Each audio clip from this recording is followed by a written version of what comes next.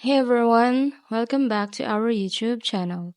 In today's video, I'll show you step by step on how to check what you've recently viewed or browsing history in Temu app. First, make sure you have the Temu app installed and updated to the latest version. Then, open the app and log in if you haven't already. Now, to check your browsing history, tap on the U icon at the bottom right corner of the screen. This will take you to your account page. Depending on your app version, you may see a section labeled Recently Viewed or Browsing History. I'll tap on History, and now you can see all the products you've recently browsed.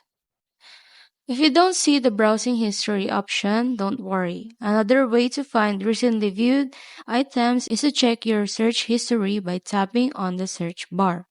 And there you have it. That's how you can find your browsing history in the Temu app. If you found this video helpful, don't forget to give it a thumbs up and subscribe for more shopping tips and tech guides. Thanks for watching and happy shopping!